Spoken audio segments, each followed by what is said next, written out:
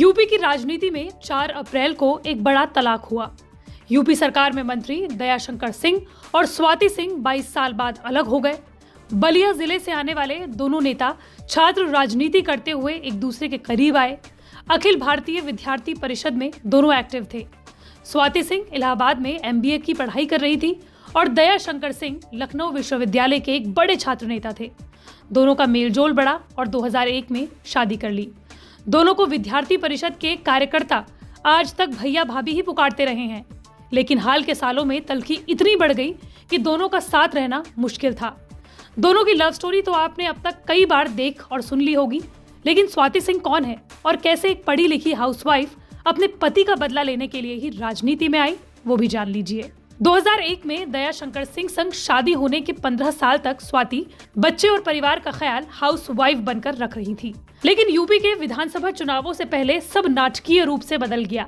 BJP नेता दयाशंकर सिंह, जो UP में MLC चुनाव नहीं जीत पा रहे थे, ने पूर्व मुख्यमंत्री मायावती को लेकर अभद्र टिप्पणी कर दी, जिसकी वजह से बीजेपी सभी राजनीतिक पार्टियों के लपेटे में आ गई।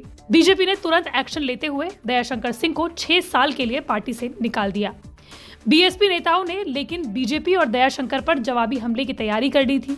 लेकिन इसी दौरान नसीमुद्दीन सिद्दीकी जैसे BSP नेताओं ने दयाशंकर सिंह की पत्नी स्वाति सिंह और उनकी बेटी के खिलाफ अभद्र टिप्पणी कर डाली। बस यही से स्वाति सिंह ने मायावती और उनके नेताओं के खिलाफ जो मोर्चा खोला, वो रातों रात लोकप्रिय हो गई।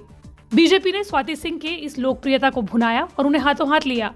उन्हें चुनावों से पहले फायर ब्रांड नेता बना दिया और बीजेपी की प्रदेश महिला मोर्चा का अध्यक्ष बना दिया। इतना ही नहीं, 2017 विधानसभा चुनावों के दौरान बीजेपी ने स्टार प्रचारकों की लिस्ट में भी स्वाति सिंह को जगह दी।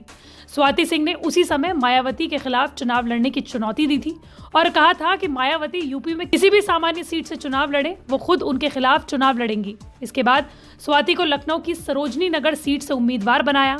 30 साल से बीजेपी सीट पर जीत नहीं दर्ज करा पा रही थी, लेकिन मोदी योगी लहर कहिए या फिर विवाद के बाद सहानुभूति, स्वाति सिंह ने ये सीट जीतकर बीजेपी की झोली में डाल दी।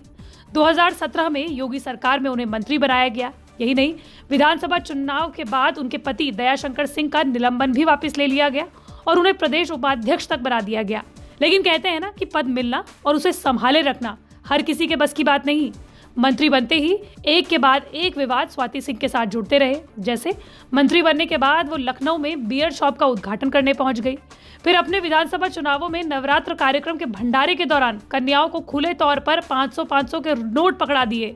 यही नहीं, स्वाति सिंह पर मंत्री रहते हुए सबसे गंभीर आरोप अंसल बिल्डर को लेकर लगा, जब उनका एक ऑडियो वायरल हुआ जिसमें वो बिल्डर का पक्ष लेते हुए सरकारी अफसर को डांट रही थी। इसके अलावा स्वाति और दयाशंकर का विवाद उनके मंत्री बनने के बाद और बढ़ गया, जब स्वाति का एक और ऑडियो वायरल हुआ जिसमें एक शख्स उनके पति पर बिल्डिंग कब्जे का आरोप लगा रहा है और स्वाति सिंह खुद पर अपने पति के किए अत्याचारों की बात कर रही हैं।